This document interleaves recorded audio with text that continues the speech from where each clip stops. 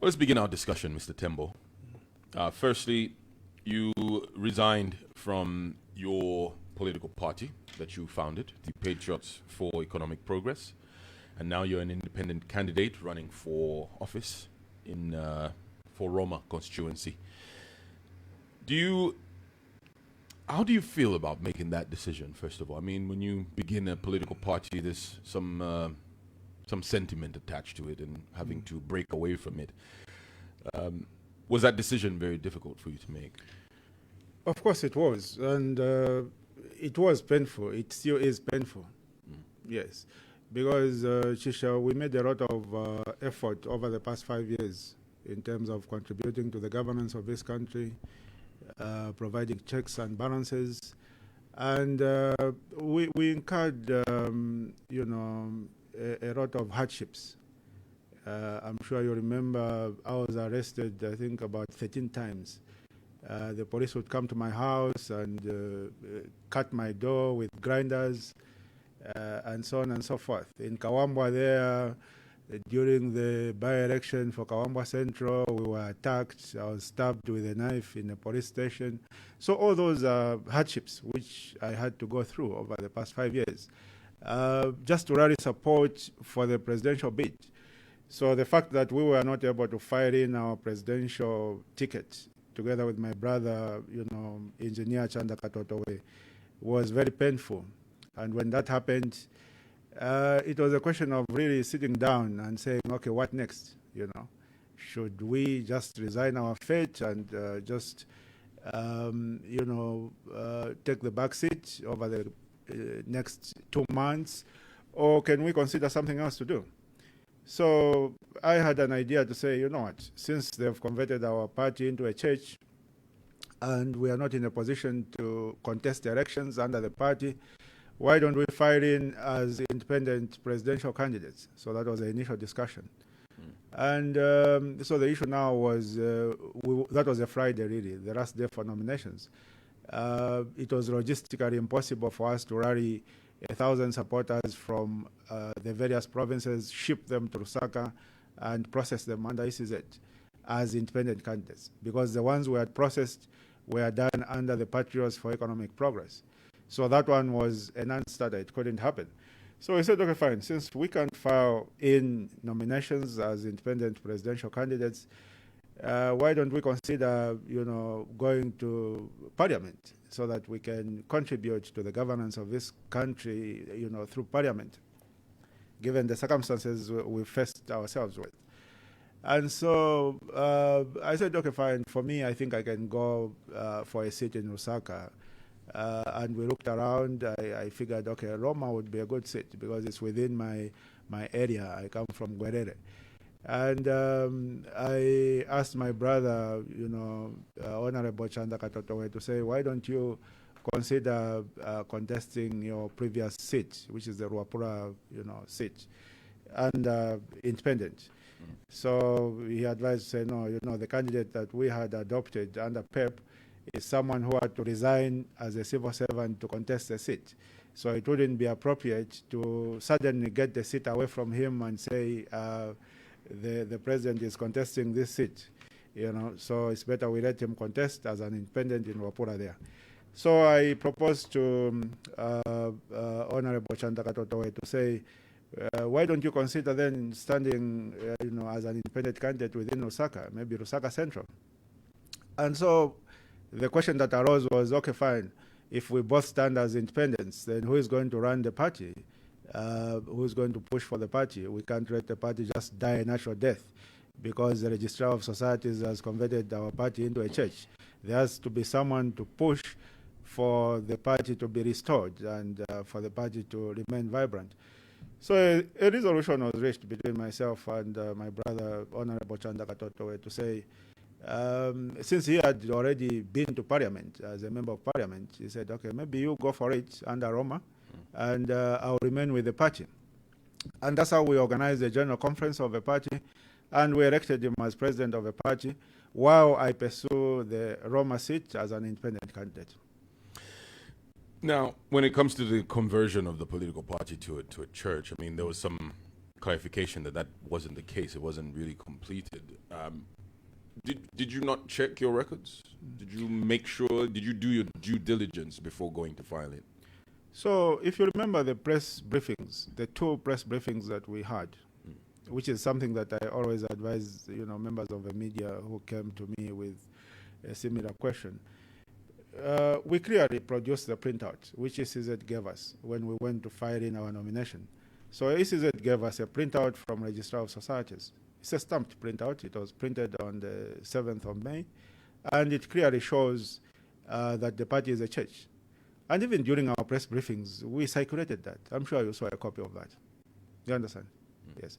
So when the Registrar of Societies or the Permanent Secretary under the Ministry of Home Affairs, Matambo, went to the media, by the way, he only invited one media house, that was Crown TV. He didn't hold a press briefing where other media houses would be present and they would ask questions. He only invited one media house to his office where he made that statement. As to why he only invited one media house, I think that can be best answered by himself. But when he made that statement to say the party was not changed, what you people in the media should have asked him is, what about the printout that ECZ gave to the PEP candidates when they went to file in nominations? What are you saying about that printout? That's a natural question, isn't it? Because there's a printout which is readily available in the public domain. So the fact that they restored the party, by the way, after they issued that statement, the party wrote to the Registrar of Societies and referred to his statement. So we wrote and said, okay, we've seen the statement where you're saying the party was not changed. Can you give us a printout showing the party position, the fact that it is not a church? Give us that other printout. And they haven't given us that printout up to now. They have not. I think that's one of the issues which you people in the media should follow up and say, okay, we've seen the printout which the paper officials are circulating in the media, which clearly shows that the party has been converted to a church, and its principal activities are preaching and ministry. You've got that printout. It's in the public domain. Can you, as Registrar of Societies, also give us a printout which shows that the party is not a church, and its principal activities are not ministry and preaching? You people in the media should challenge the Registrar of Societies to give you that printout. In the absence of that printout, just a word from the PS, that doesn't mean anything. Because on the one hand, there's a document which ECZ gave to us, which on the basis of which they disqualified us. And on the other hand, you've got a statement, a verbal statement, which came from the PS saying the party was not changed. But they did not share a printout of the party officials and the fact that the party is still a political party. You understand? So, I get very disappointed, really, with the quality of journalism in this country from the time I joined politics. I don't know whether it is fear. I think the media fraternity during the previous regimes, even during MMD, during PF, they were more vibrant compared to what the media fraternity is today. I don't know whether it is out of fear. I don't know whether it is out of intimidation. I don't know whether it is out of being compromised, being bought off. But the quality of journalism in this country has really, really dropped. And to a large extent, it has helped to undermine our democracy as a nation. And it is my hope and wish that once there's change of government, the media can be restored to their rightful position, because they are very important. Why are you coming after the media on this, Mr. Sean Tembo? I mean, I work in this fraternity, and from my view, the media, the same people that worked under the PF, the MMD, most of them are still here. It's and the they quality. Still operate the same way. It's not really the quantity of the media, it's the quality. Why are you coming after the media now?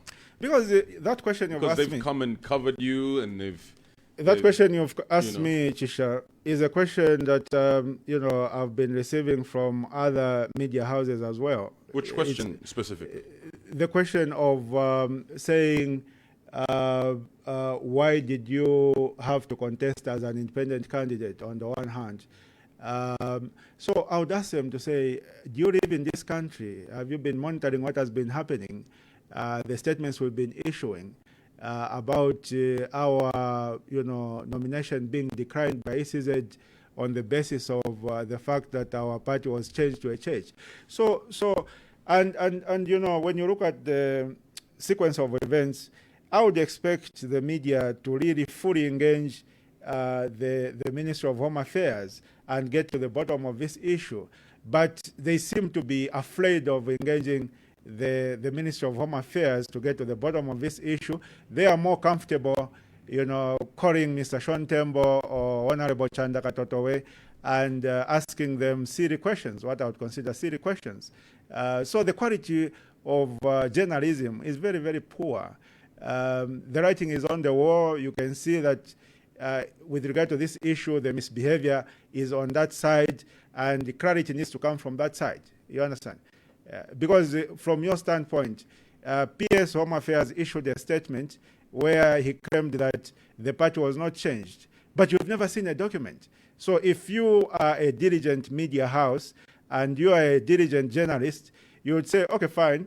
On the side of paper officials, their position is backed up by this document. So also on the side of the PS Home Affairs, we've heard your statement, well and good, but can you give us a document to support your statement? That's but you basic being asked due why you diligence. made that decision is not as a result of lack of good journalism.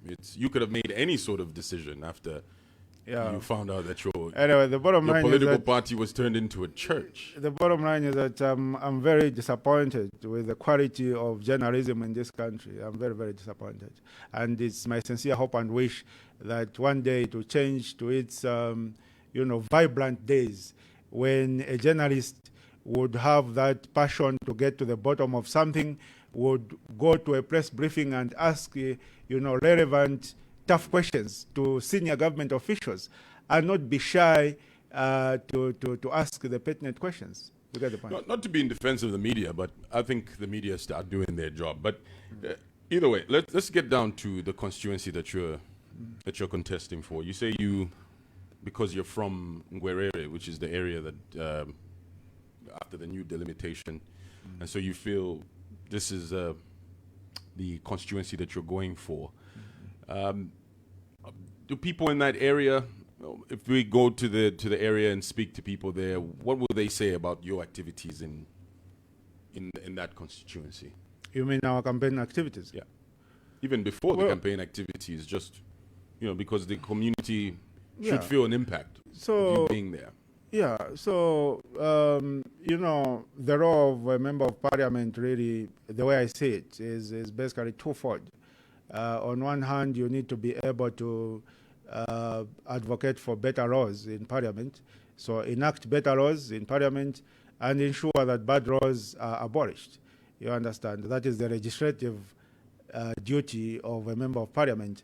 But on the other hand, the other duty, which is as equally important, is to make sure you advocate for development in your area. Okay? Development still has to be done using taxpayers' money. There is no member of parliament that can bring about development using their personal resources. I think that is untenable. So I see that role as something that I will be able to play very well. I'll be able to advocate for the issues that are affecting the various communities.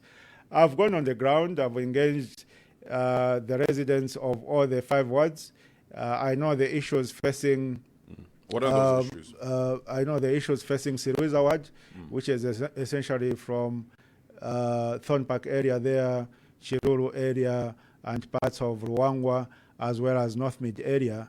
I know that there is a challenge of water at North Mid Market. I know that Thorn Park Market, which is a famous, eating place, is not paved. It's very dusty, and there are a lot of people roasting meat, roasting T-bone around. So, considering the volume of people who go to Thorn Park Market, I think one of the priorities that I'll ensure happens once I'm elected member of parliament is to ensure the whole area of Thorn Park Market is nicely paved so that as the people are roasting their T-bones, there is no dust around, and even when rain season comes, there is no mud around. So it's just those basic community improvements. And then the areas around Shiruru there, Ruangwa, I know that Zatka clinic near the treatment plant, the Lusaka Water and Storage treatment plant, it opens at 9 hours and it closes at 16 hours. And, the community there, Chisha, you don't choose when to get sick. And I don't understand why a clinic should close at 16 hours and open at 9 hours. So once I'm a member of parliament, I'll ensure that I advocate for that clinic to operate 24 hours a day, so that whenever someone gets sick, whether it's at 01 or 02, they can be able to access, medical services. Talk about the people in Ngombe, they have to travel relatively long distances, and that's a huge population under Roma ward, to access, primary healthcare services, because the Ngombe clinic is not very functional. Most of the equipment is not functional. There's no X-ray. There's literally nothing there.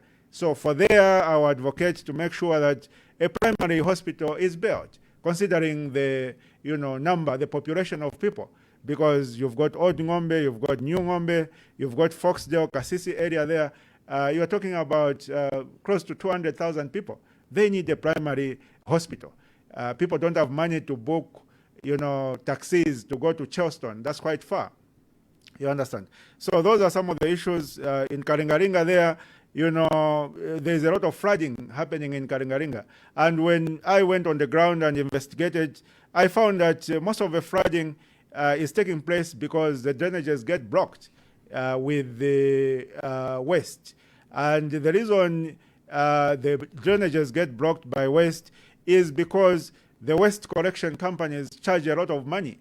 So the people can't afford to pay those huge amounts for refuse collection. That's about 100 kwacha per month. You understand? These are people who just sell vegetables and do pieceworks. So they can't afford that. So as a result, they throw that garbage in the drainage systems. And when rain season comes, the drainage systems get blocked, and there's flooding in most areas, most of the low-lying areas of Karingaringa. I'll ensure that that issue of exorbitant fees for refuse collection is addressed, so that people can. How do you address that? Because so it's about advocacy. It's about advocacy. Those fees are set by the system that is there now. Is that they hire these private refuse collection companies, and the Lusaka City Council sets the rates for refuse collection for each area. You understand the way the system works. So that is an issue which requires advocacy, because you need to just sit down with the minister of local government, whoever that person is, and just put it to them to say, look, when you look at the income levels in these areas, they cannot sustain that charge for refuse collection. So can you revise this? And so what would a fair price be then, if 100 kwacha is too much? 100 kwacha is too much. So we need to look at the income levels of the people living there. What are their economic activities? You can do a small survey. You can do a small survey to be better informed. My view is that if they paid something like 20 kwacha, that would more reflect their income status, and they would willingly pay that, and the refuse would be corrected, and there would be no issues of drainage blockages. There would be no issues of flooding. So it's an issue of really getting to the bottom of what is causing the problem and addressing it. But have you gone down to why that amount is what it is? Because if it's set at a certain fee, it's because there's logistics involved, there's different price points in there that make up that amount. So, Chisha, I'll tell you something. Most of the rates that the councils charge, not just in Lusaka, but across the country, are ridiculously high. They are very ridiculously high. When I say rates, I mean whether refuse collection, whether property rates, whether you are talking about liquor licensing fees, they are exorbitantly high. They are not reflective of the economic situation on the ground. And I'm sure that you've heard even President Hakainde Hichilema on a number of occasions talk about emphasizing to the Minister of Local Government to ensure that the local authorities revise the rates they charge, because they are very high. Whether that has been done or not is something that needs to be investigated. But they are very, very high. You find a small house, they are charging property rates, 7,000, 8,000 kwacha. as if it is rent and not property rates. You understand? You find one time I was traveling to Zimbabwe, and I was at Kazungura, that Kazungura town council. I went driving, and I wanted to photocopy some documents for the vehicle I was driving. So I went in one of the photocopying booths. So as I was waiting to photocopy, I looked at the wall and I looked at the license. They also sell liquor there. And I saw that they pay about 8,500 kwacha. I looked at the operation that was happening there. I said, there's no way these people can manage to pay that amount of liquor license fee. You understand? So I asked them, say, mmakwanisa kulipira 8,500 kwacha yamene mnalipira.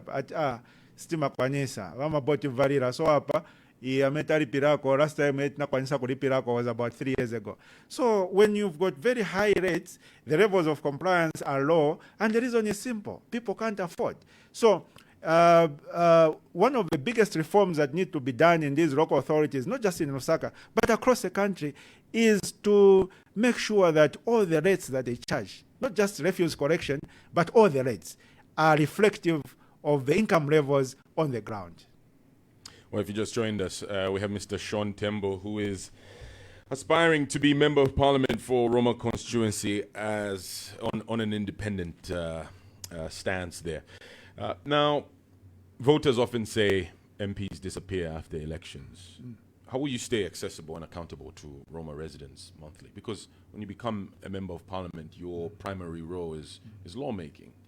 And in most cases, most MPs will say it will take up most of their time. So how will you, have you figured out how you're going to be there? Yeah, so largely you find that the people who disappear from their constituencies are those that don't live in their constituencies. Those who just go to visit their constituencies. Those are the ones who disappear. For us who live in our constituencies, we can't disappear. How are we going to disappear? Because the voters know where our house is. They know that if they have a funeral, they will come and get a canter and a bus from my house. So whether I'm around, I'm in Parliament, or I'm not around, the assistance to the community will still be there. I may not fully attend 100% of the social events within my constituency in terms of funerals and church events, but my presence through my team will always be there. My hand of assistance will always be there. If I'm not there physically, my driver and my campaign manager will attend a funeral, and a canter and a bus will be provided to the bereaved family. A couple of bags of meal will be rendered to assist with the funeral, especially if the funeral has happened to an underprivileged family. Because again, issues of assistance, it's not every time that you need to render an assisting hand. Some of the time you find that your assistance is not necessary. It's not really needed, so to speak. So for me, as aspiring Member of Parliament for Roma, I've set up what I call social welfare committees in each and every ward. And the idea of those committees is really to understand the social needs of the community. And then once we understand those social needs, we are able to determine which ones we can meet from my little resources and which one we can address through advocacy. So like in Ngwerere Ward, near the ponds there's an area they call Gabon within Garden Compound. There's an elderly lady who has been paralyzed for quite some time. She's not able to walk. And, I was informed by that, about that lady by the Social Welfare Committee for Ngwerere Ward under Gabon branch. And I went and paid a visit with my team. We took some groceries. But then I identified to say, I think what this lady really needs is a wheelchair. And there is a department of government which can assist in providing a wheelchair. So we decided to write to the Department of Social Welfare and said, there's this lady, she's in need of a wheelchair. Can you please assist? And we received positive feedback to say they'll look at the issue and they'll provide feedback in the next 2 weeks. So if the Department of Social Welfare will be able to assist, then that will be well and good. If they are not able to assist, because that's their job, That's why we pay taxes.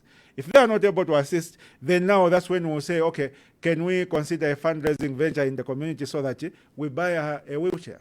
So these issues are not resolved just through your pocket. Some of them are resolved through advocacy, by going to the right offices and imposing it on them to say, your job is to assist that one there. Can you please assist that one there? You understand? Is there need for reform in terms of how we elect people into parliament? Because when you have MPs going into the communities and making promises that they know are based on them having to go and lobby for funds and not, because you can come up with all sorts of programs yourself, but if government doesn't allocate those funds, then central government doesn't give you the funds to, then channel to your constituency, then you'd be seen as an MP who isn't doing your job. Not really. Right? Not really. I don't agree with that. So it depends on how you engage the people and the approach you use. There are some MPs or aspiring MPs who say, I'll build a primary hospital in this ward. And there are plenty of You MPs understand who do that. I'll build a primary hospital in this ward.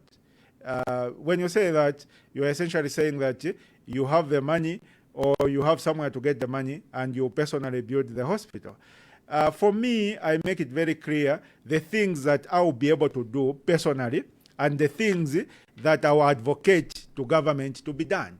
So, for instance, the issue of a primary hospital in Ngombe, which is under Roma ward, that is something I've clearly told the people of Ngombe to say, I'll advocate for a primary hospital to be built in this ward because you need it. And there, for me to tick the box, is for the residents of Ngombe to see clearly that when I'm in parliament, I'm not just sleeping there, dozing and drinking tea and biscuits, but I talk about the issue of the primary hospital in Ngombe. Not once, not twice, but continuously. So that even if government decides not to take a primary hospital to Ngombe, the people will know kuti vaMP watu kukamba kweve vanachikambira. Not kamozi, not kaviri, but kambiri chabe kuti kuno kufunika primary hospital. Vamakamba hapo all the time. Ni boma chabe yakangio. But then an opposing candidate who's going for the same seat as yours will make those promises and people will think this is a better candidate based on them making those promises. Well, so this is where my question comes in. Where Mr. Chisha, I disagree with you there. I disagree. When you talk about the electorate here in Osaka, like in my constituency, Roma, these, the type of electorate who understands the issues. So if someone comes and says, I'll build a hospital using my own money, they'll look at him, they might even clap for him out of respect, but in the back of their minds, they know that he does not have the capacity to build a hospital using personal resources. You understand? So they're able to assess. Unless you talk about maybe the electorate in a very rural part of Zambia, maybe there. But for now, I can only talk authoritatively about my constituency, which is Roma constituency. The citizens of Roma constituency can be able to tell who is telling the truth and who is not telling the truth. And they're able to make that assessment. I've got all the confidence about that. So why should they trust you? Why should they trust me? Yeah, because, for me, I've been very consistent. In terms of the principles I stand on. During the PF, I pointed out the issues that were wrong under the PF administration. Under the UPND administration, I pointed out the issues that were not right under the UPND administration. I've been very practical. Not only do I point fingers at those in government to say, which is easy to do, to point fingers, but for me, I've been able to produce alternative solutions. You understand? To say, so. You understand? That's why we've been able to produce those alternative national budgets, which have outlined the development agenda that we would have pursued had the people entrusted us with running the affairs of the country. So I'm a solution-oriented person. That is why even when I went to the wards, to gain an understanding of the issues facing them. And I developed my manifesto. By the way, I'm one of the few MPs, aspiring MPs, that have a documented manifesto. We've even printed leaflets about our manifesto in terms of what we are going to do for each ward. So it's not just word of mouth, it's something that is documented, something that is printed, something that the people of Roma constituency can hold me accountable for, because they will hold that leaflet. And when I'm elected into office as member of parliament, they can pull out that leaflet and say, Sean Tembo, kuno kwatu kuno kumunungushi ward, munakamba kuti pakarundu market, muzaikapo maboho yabiri na maota tank na ablution, so that ma toilet vantu vakaziuzinga clean na manzi not yakazienda. But how far are you with this? You understand? Because it's written. Other people, other candidates only say it by word of mouth. They don't want to reduce it to writing. You understand? But me, I have the confidence of putting my promises in terms of what I'll do for the people of my constituency into writing for each and every one. So that is one of the reasons why the citizens of Roma constituency must trust Mr. Sean Tembo as their incoming member of parliament. How have the campaigns been going on the ground? Have they been violence-free? Have you been free to conduct your activities? Of course, there has been harassment of our supporters, especially when they move in smaller groups. There has been some harassment from the UPND, especially around bus stations and markets. So there would be those intimidations. And our response has been to ensure that when our supporters go to do their campaigns in those areas, they move in a much bigger group, as opposed to them just being 5 or 6. They would rather move, 20 or 30, so that no one can intimidate them. And they're able to do what they have to do in those respective areas. How are they getting intimidated? What tactics are being used here? Well, for now, they've been, some cadres have been shouting at them, hey, what, like harassment from a distance, really. Our view is, what I always tell my people, is that, as we are a peaceful team, we are a peaceful ticket, so just ensure that even when they try to harass you, they verbally try to abuse you, just ignore them, focus on the work. Because the people in the community are able to see that these ones are harassing their friends instead of doing things in a proper manner. So you'll find that instead of winning votes, they end up losing votes. It's like what happened yesterday, we were campaigning in Karingaringa ward, so we were putting our posters around. And there was a UPND team which came with about 5 vehicles. They found us at the roundabout, Munari roundabout. Well, I wasn't there myself, but they found my teams there as they were putting posters. And they started shouting at them, verbally abusing them. They even parked in the middle of the roundabout there, blocked traffic. So my team just ignored them. And the people who got agitated by them blocking the road were the road users. So there were motorists who basically started coming out of their cars and telling them to get off the road so they can open the road for them to pass. So my view is that, when our colleagues behave in such a manner, they are supposed to be canvassing for votes. You understand? And for you to canvass for votes, you need to be nice to the community. You cannot canvass for votes by blocking the traffic. Because in that traffic, there are people going to different places. There are people going for a job interview, and they are late. And they've been waiting for that job interview for 3 years. It's the first time they've been called for an interview, and they really want to get the job.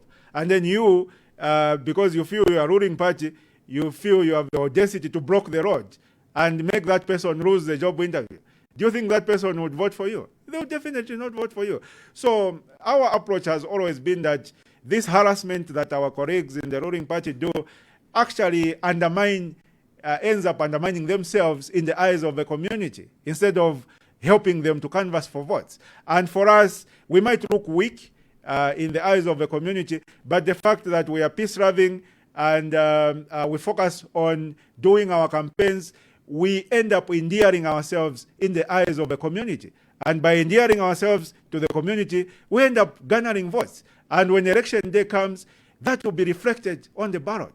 So, we are not worried about the issue of political violence, from the side of the ruling party.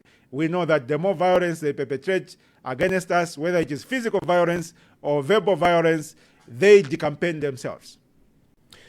How have you assessed your chances of taking this seat? You have some serious contenders, like the immediate former mayor of Lusaka. Are you the front runner in this race? Well, my view, based on my assessment of the ground and the response from the people, my view is that if I get 70% of the vote in Roma, I would have significantly underperformed. That's a very serious statistic there. Yes. 70%. Yes. If I get is less the minimum than, for you. yes, then I would have really underperformed. What's informing that statistic? The response on the ground. The response on the ground.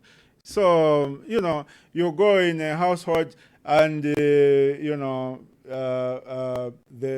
people there, first of all, they recognize who you are. And second of all, they start by sympathizing by the fact that you were not able to be on the, presidential ticket. They sympathize with that. And secondly, they appreciate the fact that over the past 5 years, you've been very consistent to provide checks and balances to the government of the day at national level, not at constituency level. And so the people on the ground are very hospitable. You find that you are going door to door and, this house here, Karan Pansa Tembo, Nsima Yapia, Mudieko na wantu wanu, mfiudumu, so that msaende nanjala. And then you're from eating at this house, you go to the other house there, they tell you, no, Nsima Yapia udala, bwerani, Karan Pansi Mudi. No, tachokudi yapaja, we birampo nchabe oropangon.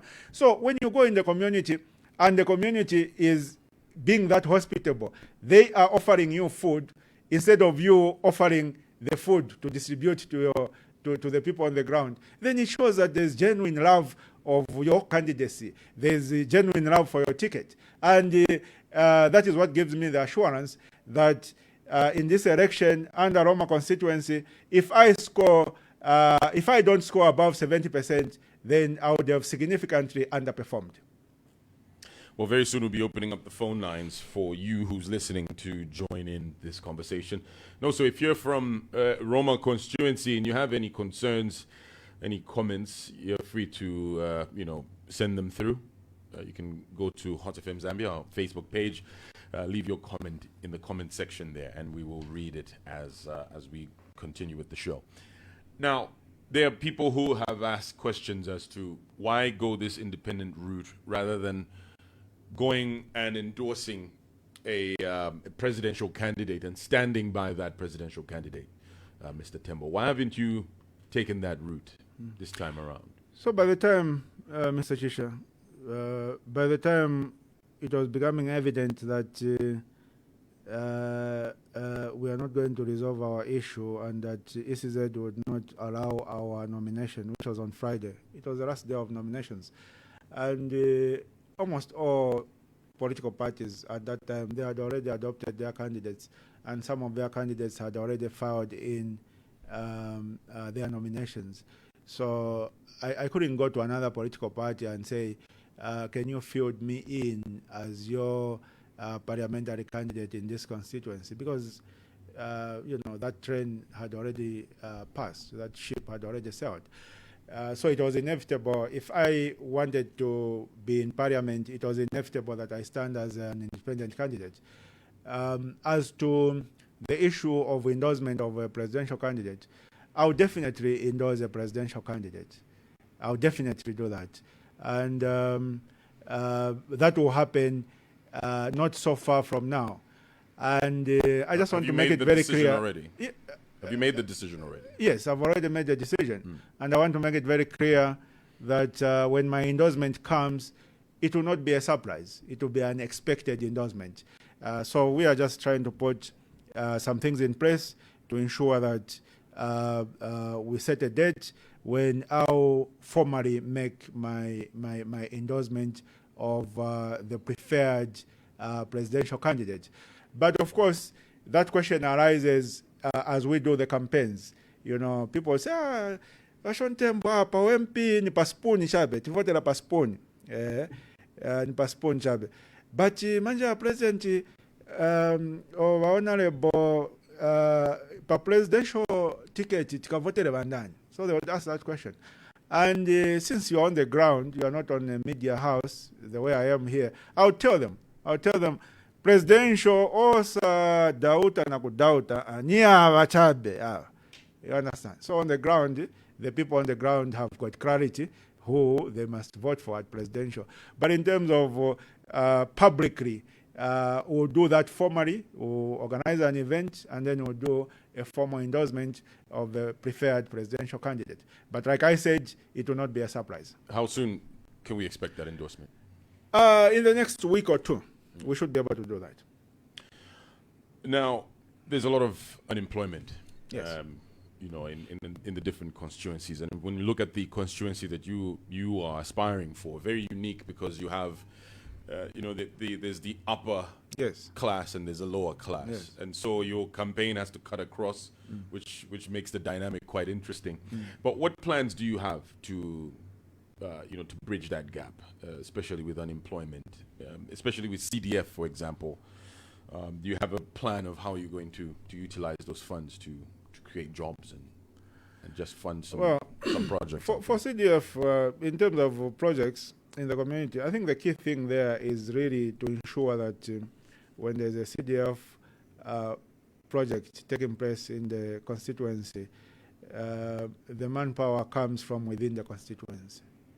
You see what I mean? So if a contractor is engaged to construct a bridge or construct some school classrooms, my job as Member of Parliament is to ensure that the laborers that are assisting with that contractor, the bricklayers, the carpenters, are from within the constituency, because that's our project in the constituency. They should not take people from other areas and bring them to the constituency to work in the constituency when we have youths and other people in the constituency who are skilled to do those jobs and they are being put aside.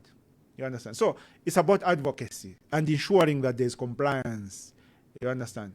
And if there's no compliance, it comes down to the ability to escalate the issue. So if a contractor is awarded a job and they don't want to engage people from within the constituency and people are complaining and they are not willing to comply, then you escalate the issue to the respective minister of local government and advocate for an amendment to the CDF guidelines to say there should be a provision that when there is a project taking place in a constituency, the people hired under that project should come from within the constituency unless those skills cannot be found within the constituency. So it's really, you know, most of these things, Mr. Chisha, it's really taking an interest in the plight of the people. And it comes down to whether you love the people of your constituency and you want the best for them. If you love the people of your constituency and you want the best for them, you would go out of your way as Member of Parliament to ensure that at any available opportunity, you ensure that the people in your constituency have some income trickling into their pocket. The people in your constituency. It's like vana wapa nyumba. You understand? Ukakomboka, kunchito, wabwera pa nyumba, you've got 6 children, very 4 wanasiriza maskulu na makoleji. Every time ubwera upeza wacha nsolo. You as a loving parent, that should pain you. And say, vana washua, kuskuru wanaenda, but paribe vamina wachit. So even as you go doing whatever you are doing, you need to be able to ask your friends, mwana, kwa mena usewenza uko, suzu wako wamena wafuna driver, or wamena wafuna wako carpenter. Then they'll tell you, no, variko wamena wafuna carpenter. Then you go home, you tell your son who is a qualified carpenter, iwe, and they'll try to submit application. Why? Because you love your children. You want them to do something. You want them to earn an income in their pockets. So the same applies at a constituency. Every time you go to a funeral in your constituency, you see the youths who are getting drunk at 07 hours. And since they are your constituents, you engage them. Imwe wai mwakolewa kusensenso. Wakuza, honorable, sorry. Tilibe vochita. So tifuno iwarako chabe mavuto. You understand? So you tell yourself in the back of your mind, I think abantu tikawasakiriako vochita. I'm sure they can convert themselves and become responsible citizens. Uyu muntu ni mkuru pamene alire apa, alina 32 years or 35 years, apa pamene alire zofunika atanakwatira, alina nyumba yake, alina wana. But au ukashe kusense naenda pa market, akumwa chabe moa.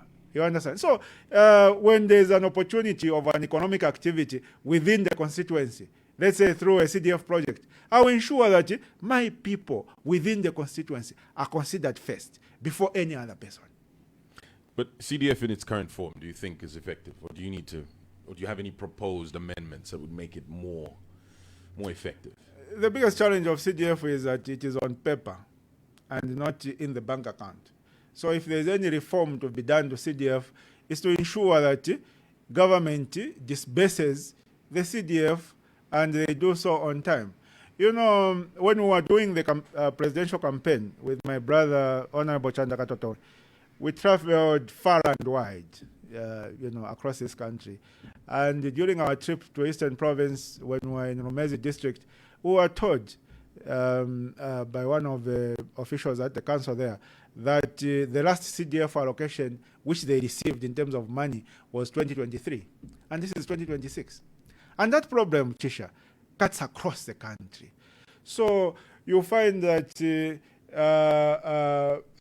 during presentation of a national budget, the president would talk highly and say, we have increased the CDF. It is now from 32 million to 40 million per constituency. And his supporters would clap for him. Hey! But the question is, can you release that money so that people have the cash in their bank accounts so that they can spend it? If the last allocation that people received was in 2023, then even if you increase it from 32 to 40 million, it is meaningless because it is just on paper. So if there is any reform that has to be made to CDF, it is a reform that it must be disbursed and disbursed on time. But why do you think that is number one reform? That is number one reform. Number two reform, the name itself is very clear. It says CDF, isn't it? CDF stands for Constituency Development Fund, which means it is a fund which must be administered at constituency level, isn't it? For each constituency, isn't it? That's what it means. That's what the CDF Act says. But in reality, you'll find that, let's say out of an allocation per constituency of 32 million on paper, you'll find that more than 90%, maybe 29 million of the money is spent at local government level. So they'll tell you, we'll bring you an ambulance, we'll do this for you, we'll do that for you. At local government level, at ministerial level. And then in Mwemanja Upper constituency, most spend 2 million or 2.5. So, meanwhile, on paper, it says Constituency Development Fund is 40 million. So one of the other key reforms that need to be made to CDF is to ensure that what you call CDF is actually given in full to the constituents for them to manage and administer. Any other portion that you want to administer at ministerial level, don't call it CDF. Call it something else. Put it in the national budget as an allocation for Ministry of Local Government and Housing. Don't call it CDF. Because when you call it CDF and yet you are managing it at ministerial level, you are misleading the people. So let us practice, we practice politics based on the truth and not politics based on misleading the citizens. Once we do that, then we can bring development to this country of ours that we call Zambia. So going back, do the two reforms that you're talking about have to do with the money trickling down to the people? To where you are saying the money is going. So if you say, Roma, takupasani 40 million CDF allocation, there should be that 40 million for Roma constituency. So that the Chagoma project. You can't say, Roma, takupasani 40 million. Meanwhile, first of all, you don't even disburse it. tikalupinda ya 2023 and then you say takupasa 40 million yapa paper chap. Then also when you disperse, instead of dispersing that 40 million, muchago disperse 2 million, ijaina nguyasara at the Ministry of Local Government, you are spending it from there. That is misleading. But with the conversation you're having with people on the ground, do they fully understand how CDF works? Well, not to a large extent. There are, a community is made up of different people with different levels of understanding. So some understand, others you need to explain to them. And, when you talk about advocacy, Mr. Chisha, the more people contribute to the advocacy, the more effective it is. So if the way I'm looking at these two reforms for CDF, if in my constituency as MP, I'm the only one talking about them, I might not be very effective. But if in my constituency, I explain to the people also, you understand? I explain to the people, can you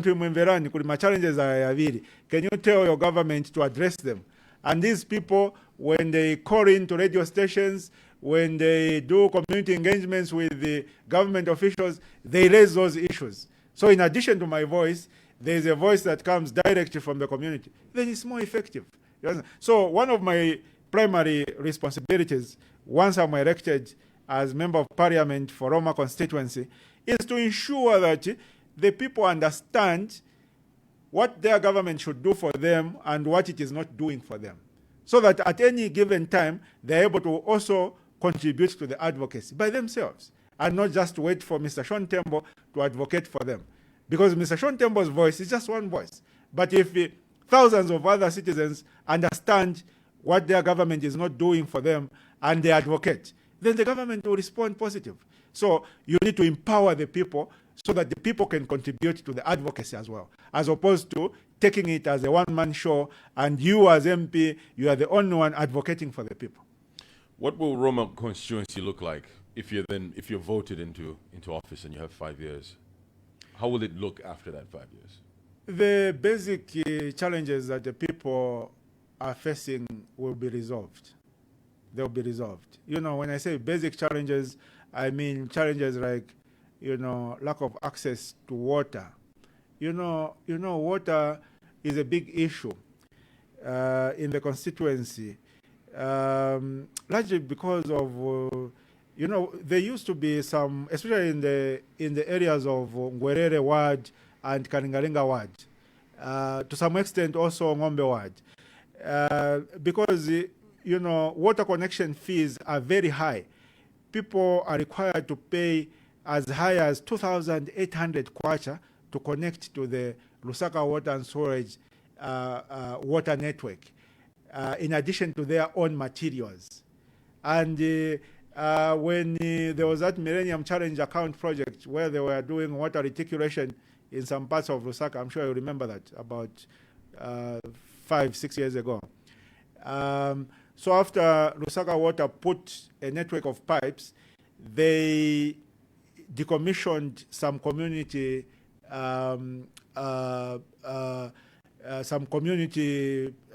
watering points where people were accessing community water from community taps, so as to encourage people to connect to their water network. But then the challenge has been that the connection fee is very high. You understand? And the question is, if you want more people to connect to this new water system you put up, and you look at the income levels that people have, why should you set it very high? You are setting connection fee at 2,800 kwacha, and the houses where people live there, you find that the husband is a security guard. He gets paid 1,200 kwacha. The wife is a maid. She gets paid 700 kwacha. Their total income is 1,900 kwacha. And they've got 5 children. They need to eat. They need to clothe. They need to send children to school. When are they going to save enough money to reach 2,800 kwacha so that they can connect water to their yard, in addition to buying their own materials for connection? So, like I said, Mr. Chisha, most of these rates, which the council sets, and also these water utilities, they are unreasonable. And you wonder on what basis they develop those rates. Because every time, wherever I go, when I hear the complaints of the people and I look at the rates, I tell myself, did someone do a Kamamini household income survey to come up with these rates, or they just sat in their posh office somewhere and decided that no, water connection fee in Kalingaringa and the garden will be 2,800 kwacha? So those are the issues. So for me, as their area member of parliament, I know which offices to knock at, and I'll make sure I advocate. And if I don't get a response from a particular office, I'll escalate the issue to another office. And I'll keep knocking on these doors until the people in my constituency, the basic issues they are facing are addressed. So water issue, I'm confident I'll be able to resolve it. The issue of flooding due to lack of collection of garbage, which blocks the drainages, that I'll also ensure it is addressed.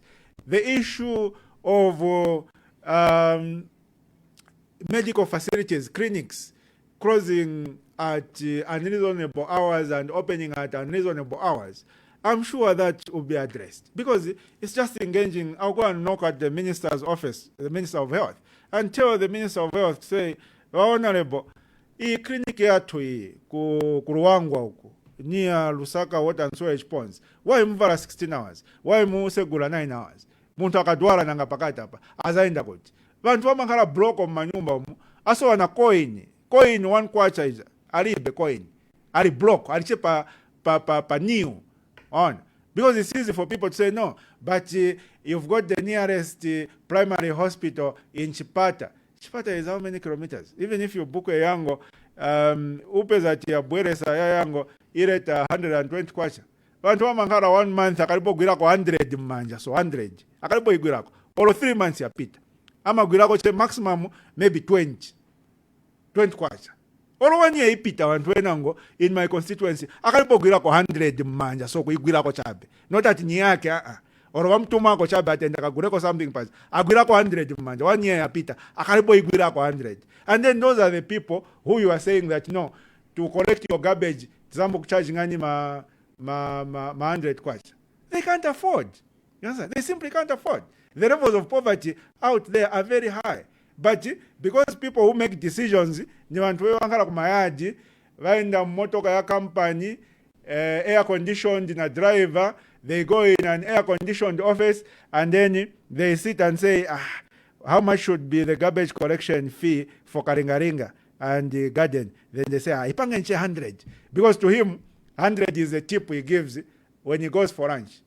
Ndiye amenasira weta gwirako 100 yoza gwirako fitumbo.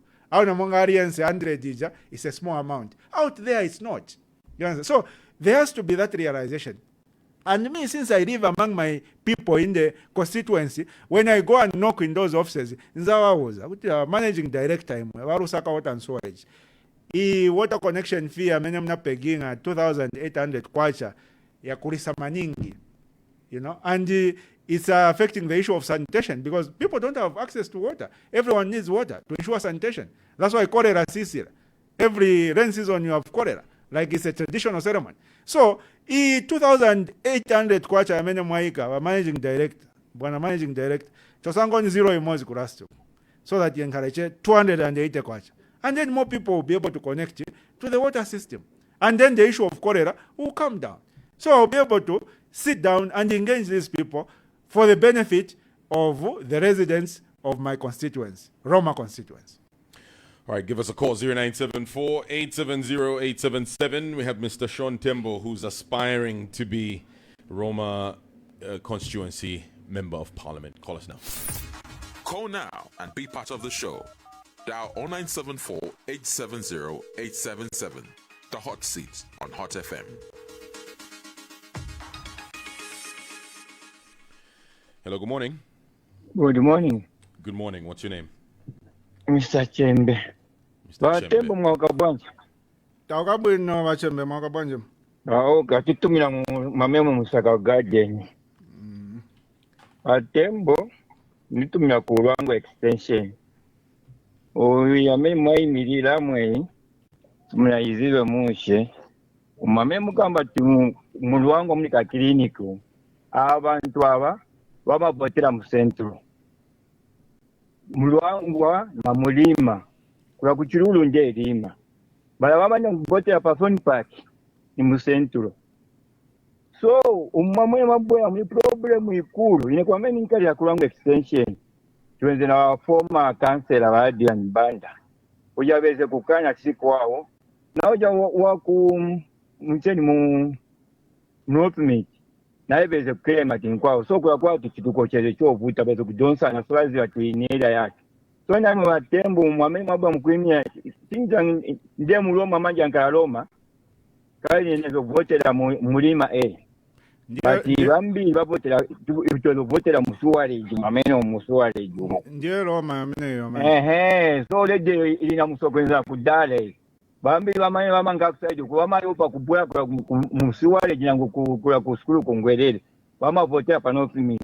North Meat ili anda centro. Manye sinzo mamene muzasenza bantu zapeza namba ikulu Lima na Luangwa. Ama peka mavoti mu centro. Manye sinzo mamene muzae luinina Roma waje. Can you see that? If you allow me, Mr. Tisha, let me just clarify this one. Sure, go ahead. I think after delimitation, I feel that the ECZ should have done some sensitization across the country, especially with regard to these newly created constituencies, just to provide clarity to the people, because a lot of people are confused.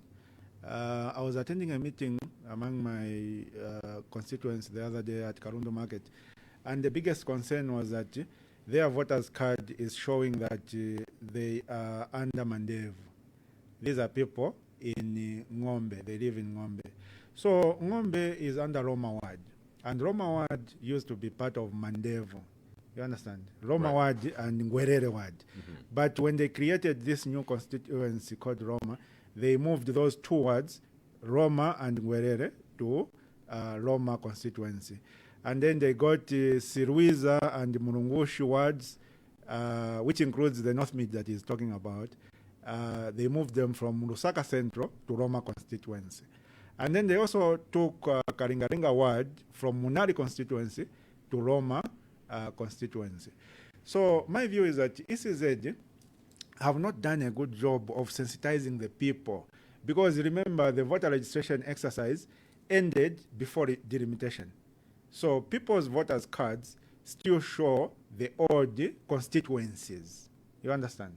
So I feel that the ECZ should do a very vigorous sensitization program to tell people to say, even if your voters card is showing a particular constituency, you focus on the ward.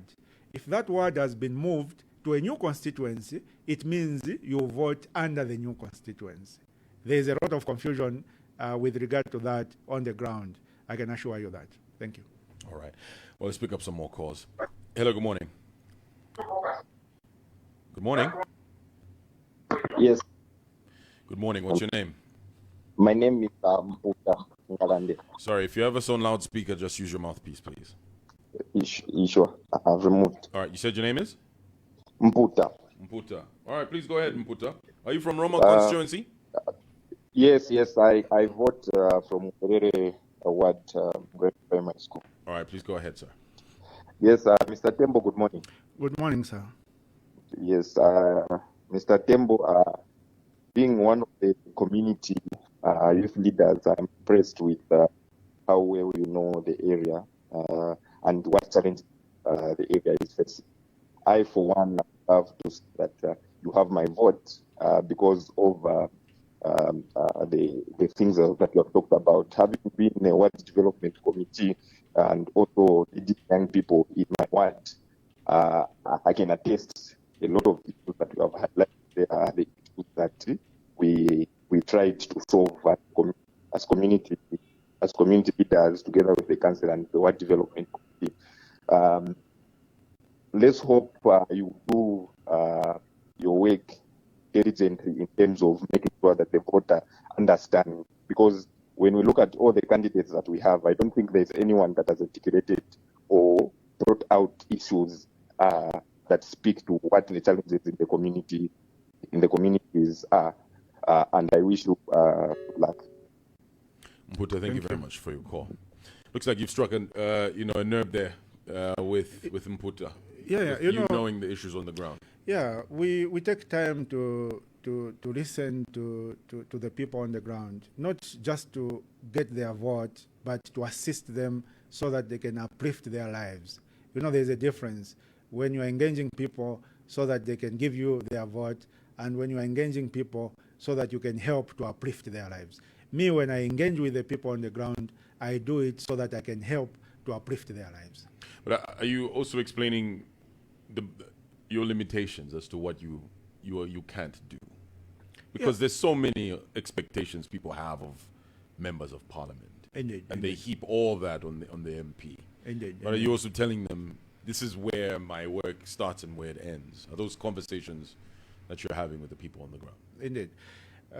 So, like I said earlier, Mr. Chisha, there are things that are directly under your purview that you can directly control as a member of parliament. And then there are things which are not directly under your purview, which you can only influence. So the things that you can't control, you don't need to raise your hands in the air and say, kuja sininga gwire koine because it's an inshito yawa Ministry of Health.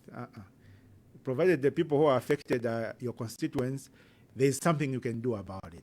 If it means you walking into the office for the Minister of Health to engage the Minister of Health to assist the people, you need to do it.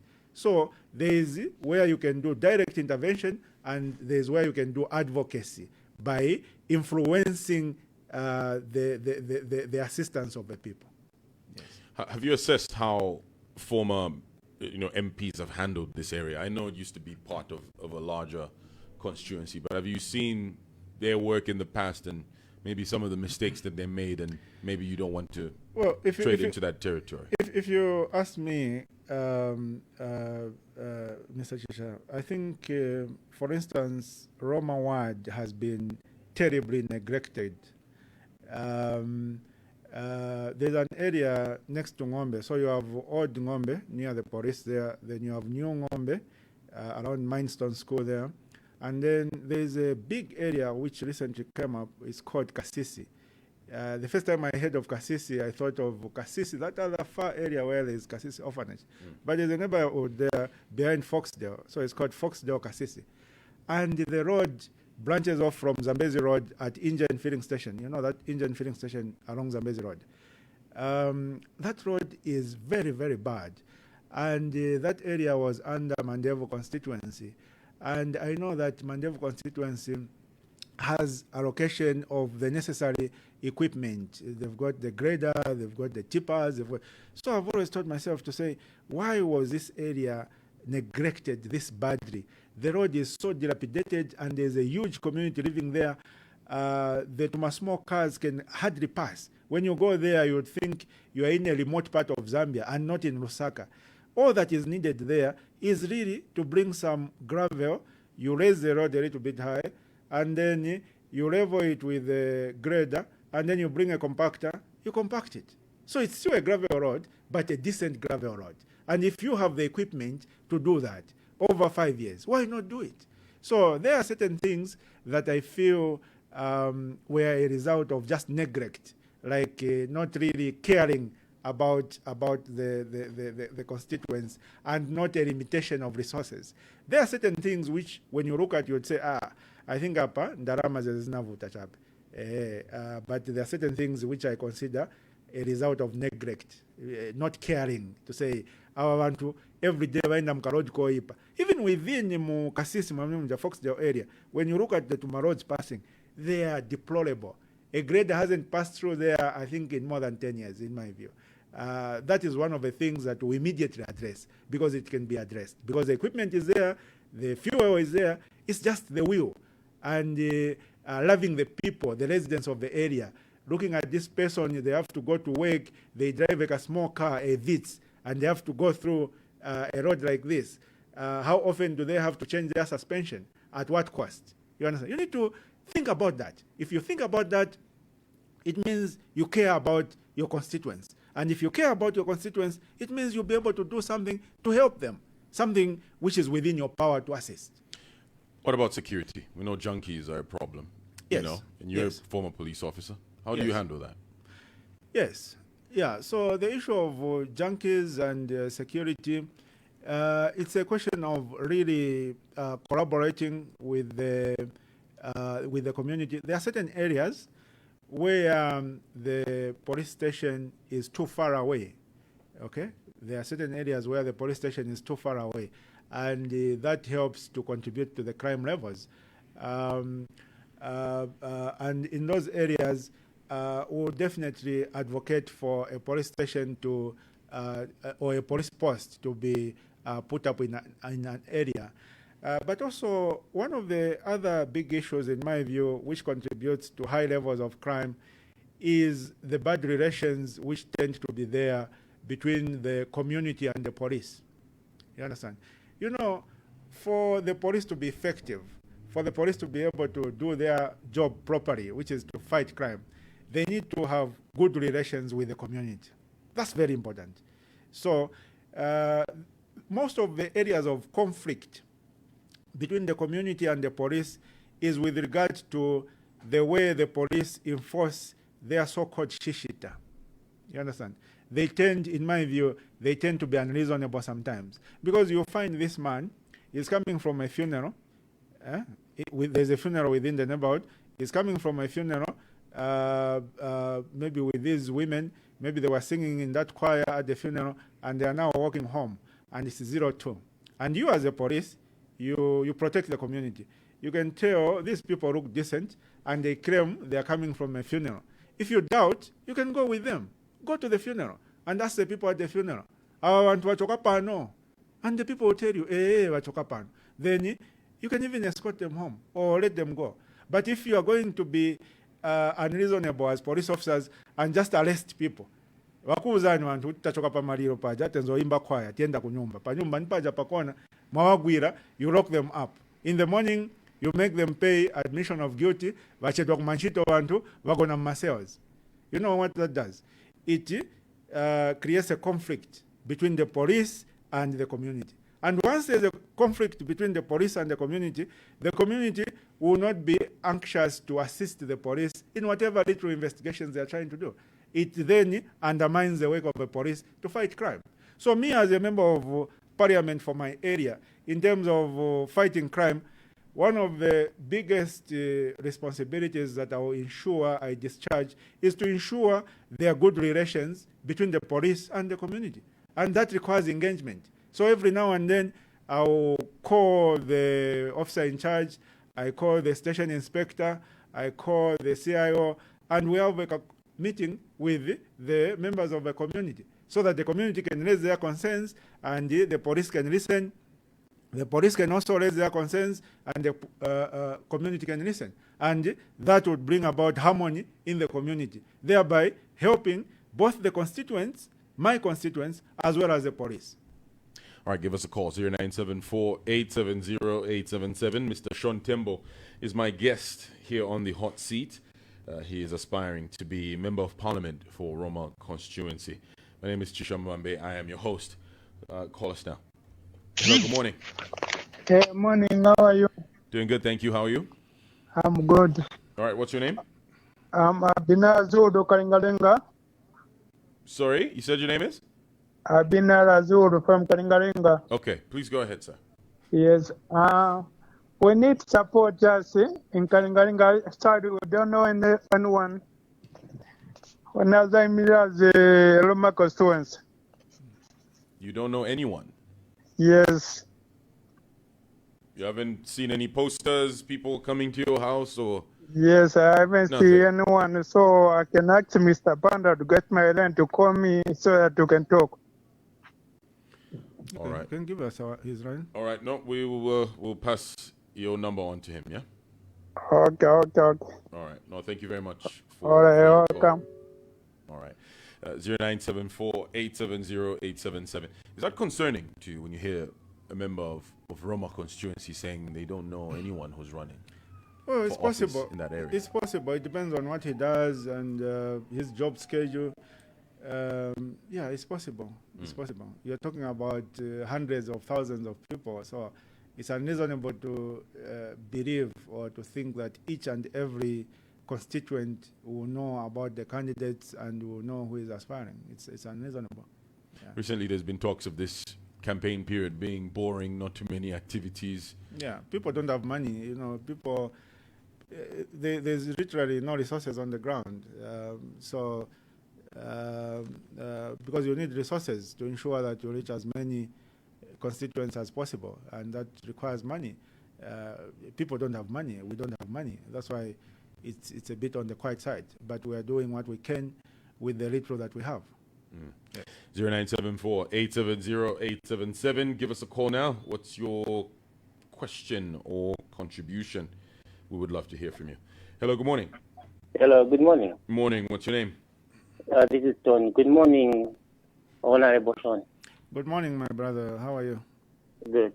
Yes, Tom, go ahead. For me, I think this is the right decision you have made to start with Honorable before you go for a president. I wish you would have announced the area. Some of us, looking at the point you bring, the caliber of the thing you talk when you want to be serious, we could have changed ourselves to go and vote for you in Roma, moving from one constituency to since we're in Lusaka. You are the kind of the person we are looking forward to see a maturity debate in the parliament. If you look the parliament which we had in the past, it's a second. Now we have someone like Sean, when he stands in the parliament, he talks something sense, he talks something maturity. That's the kind of the people we want in the parliament. And from the parliament, next time when you go, you build your career from the parliament, and people will see the maturity, will see other side of Sean. When you say that now I'm going for president, it will be something, yes, and everyone will be said, then when you talk about the police, I think with the police, the way you have put it, I think the police has not been fair. To be honest, when they are grabbing those people at the Mr. Sean, they will prefer watenga muntu aoneka nomo basi au jamii aoneka munga kawala. You may be walking today on the street, you are going home like they will say that you are coming from the funeral. They will say that ujaoneka kwa nenda alama ni jampi kia kutubegamena zati pasa. They will prefer to come and catch you who is the reasonable person compared to a person who can attack someone on the street. I think, Mr. Sean Tembo, you are one of the people we are looking forward in the parliament to bring reality. And let me just say to other people, it doesn't mean that if you're UPND today, even the MP should vote for UPND. The caliber of you, Mr. Sean, I might say that I'll vote for HH, but for MP, I can encourage people to go for Mr. Sean. I thank you very much. All right, thank you very much, Tom, for your message there. 0974-870-877. Do you have any response to what Tom said there? Well, apart from to say that, of course, when you're a community leader, which is what the member of parliament is, you need to spend a lot of time with the people to understand their challenges and find ways of assisting them in those challenges. You'll be shocked that some of the issues, some of the challenges they face don't require much effort to resolve them. You understand? They just require you to understand what those challenges are, and then little effort, they are resolved. But you would have uplifted the welfare of the people. So it's very important to sit down with the people in your constituency and listen to them more than you talk to them. So that has been my approach. And even when I'm elected as Member of Parliament for Roma, that will continue to be my approach, to listen to the people. Calls now. Hello, good morning. Hello, good morning. Hello, good morning. Good morning. What's your name? Mwale, calling from Gwerere. Yes, Mr. Mwale. Yes, Mr. Sean Tembo, good morning. Good morning, sir. I'm all right, thank you. Yeah, if I ever MP honorable, could I not rule on a Congolese? We say Paramoavera Parapanyanzi Para, Ukujumpenyanzuko, Nakwena ni Roma Manje. Hello? No. Yes, I'm trying to find out. No, that is in Gwerere West. That is Choma, that is Chongwe West. That is Chongwe West. That so is I'm not Chongwe West. constituency in Manje. It's not. Oh, okay. Awe, thank you very much. Otherwise, mulera nina bwino sana. So, tumati mbitu amivotera konga mulikula pena kuside. Manje, unfortunately, tamuliku. Okay. All right, thank you. All right, thank you. All right, there you go. 0974-870-877. Your question or contribution. I mean, you don't necessarily have to be from Roma constituency for you to, ask Mr. Tembo a question. Whichever constituency you're from, you're free to call us. Hello, good morning. Okay. No, good morning. Morning. What's your name? This is Bob. Bob. Calling you within Lusaka. Yes, Bob. Go ahead. Yeah. Honorable Sean Tembo, good morning. Good morning to you, my brother. Thank you. I followed this program today, and I'm very much confused on how you are articulating matters affecting different ones of Roma constituency. I think you have my vote, Mr. Sean Tembo, and I think the time you were trying to stand for president, I think it was quite maybe wrong, but this is the right decision that you have. Yeah, on the issue of, you commented on the issue of the Harris report here in Zambia. I support that. I think these media houses in Zambia need to up their game. Yeah, there's so much unfairness in how they even have programs and different things. But on everything that said, I support you. Then lastly, on you endorsing the presidential candidate, I think maybe you better just go in faith endorse anyone so that you can watch from both those from UPNP, the council, and everyone to what you are saying. Because when you just endorse one person, those other people who believe from maybe the UPNP, they may not vote for you, or maybe those who endorse the UPNP who believe in council, they may not vote for you. So just go solo. And you have. All right, Bob. Thank you very much for your call, Bob. Thank you. All right. Your response before we come to a close. Well, he has raised a very pertinent issue. I would chew on it, but yeah, that's why I decided to give it time and not rush the issue of endorsement so that it would be something that you would have adequately reflected on. At the moment, Mr. Chisha, I might look the way I look, but I'm still grieving from what transpired during the presidential nomination.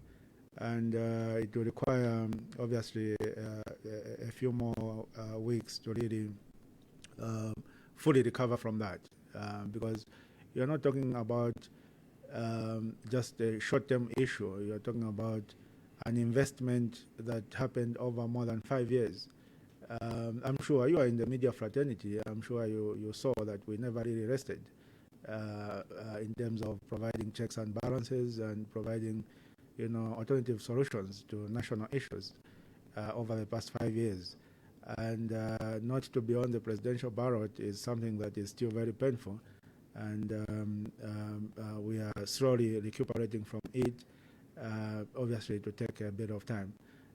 Hence, the reason why I'm giving myself enough time to make some of these decisions so that you don't make a rushed decision at the end of the day.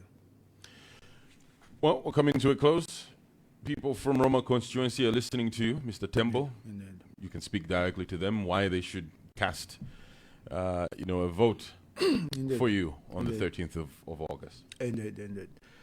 Yeah, so my message to the people of Roma constituency is that when you vote for Sean Tembo, of course you'll be assisting Sean Tembo to go to parliament, but you also be assisting yourselves by voting for Sean Tembo, in the sense that you will be voting for development in your area. The amount of development that comes to a particular area is directly related to the caliber of the member of parliament for that area. Because if you have a high caliber MP, that MP knows which doors to knock on and to get the assistance that you need in the community. If it means engaging the Inspector General of Police, I know where Force Headquarters is. I've been there several times. I'll go and knock on the door for the IG and tell the IG to say, we don't want that officer in charge in that area because he's harassing the people. And for sure, that will be resolved. If it is an issue of the operating hours of a clinic, I'll go and engage the Minister of Health. I know the Permanent Secretary. I'll go there and I'll engage them and ensure the issue is resolved. So the level of development in your area is directly related to the caliber, the capacity, and the love that your MP has for you. And for me, as Sean Tembo, aspiring for Roma, I can assure you that when you vote for me, you are making an investment in yourselves in terms of uplifting your lives within the constituency. You might wish to note that there are certain areas which have no development despite the fact that the incumbent MP is coming from a respective ruling party. And the reason is simple. Even if you come from a ruling party, that is not a guarantee that development will come to the respective constituency. If the respective MP is someone who just goes to sleep at Parliament and eat biscuits, no development will come. But if you vote for a vibrant member of Parliament who is able to knock on doors and make some noise, these government officials, they don't like noise. So when you raise noise, today you are talking about the same issue, tomorrow you are talking about it, they'll sort it out for your people. They don't like to hear noise. They'll sort it out for your people. So if you vote for someone who is not able to push for your agenda to ensure development comes to your area, to ensure that you live relatively good lives, then that is basically a disservice to yourselves. So my appeal is vote for Sean Tembo on the 13th of August and make that investment in an MP who has the caliber, who has the capacity and willingness to do the job. Thank you. Mr. Tembo, thank you very much for joining us today. Thank you, Mr. Shisha. It's been a pleasure. All right, that's Mr. Sean Tembo. He is vying for the Roma constituency seat as an independent candidate. He has been my guest here on the Hot Seat, Tuesday's edition of the Hot Seat. Look out for the next edition on Thursday with my colleague Peter Zulu. My name is Chisha Mwambe. I've been your host. Stay tuned to Hot 87.7. That's all for today. Tune in again next time for another exciting edition of the Hot Seat on Hot FM.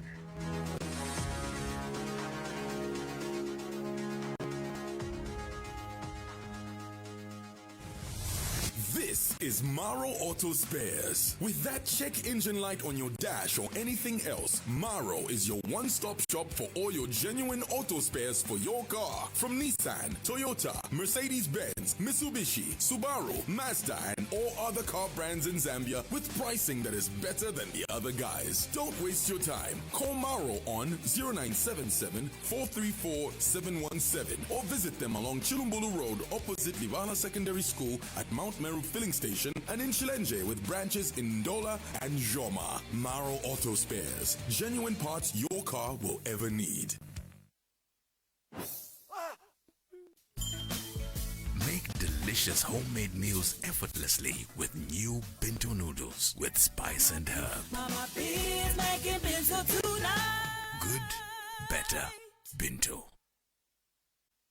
Losing a loved one is heartbreaking, and giving them a dignified, befitting farewell can feel overwhelming. At Sailor Moments Event Planners, we walk beside you with care and compassion. From logistics, decor, catering, transportation, and creating a dignified atmosphere, we handle every detail so you don't have to. Call Sailor Moments on 0760 803 386. Sailor Moments. We carry the burden so you can focus on love and remembrance.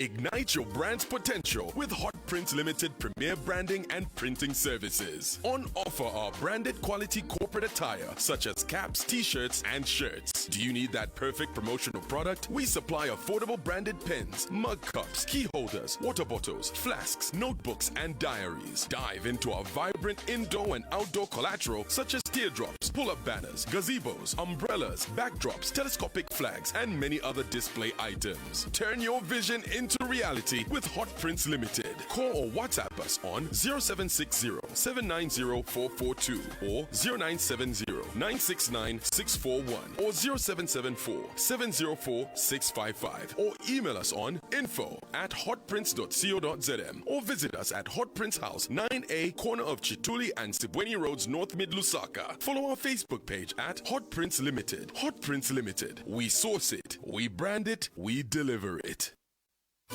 This December, trade the ordinary for unforgettable memories with ArcSafe Travel. Sit sail, relax, and explore our exciting cruise ship December specials across South Africa, Mozambique, and Mauritius. Enjoy amazing cruise options, starting from just 3 nights to a luxurious 12-night adventure. Option 1, Durban and Portuguese Island. Option 2, Durban and Pomene. Option 3, Pomene, Durban and Portuguese Island. A festive 5-night holiday escape. And option 4, the ultimate South Africa, Mozambique, and Mauritius experience. Packages include full board dining, travel insurance, airport transfers, international return flights from Lusaka to Durban, entertainment, pools, gym, and kids activities on board. Prices start from only $29,999 per person. Limited cabins available. Book now and make this December one to remember. Call ArcSafe Travel today on 0211-291-024 or 0766-733-820. Email holidays@arcsafetravel.co.zm. ArcSafe Travel. Let us take you there.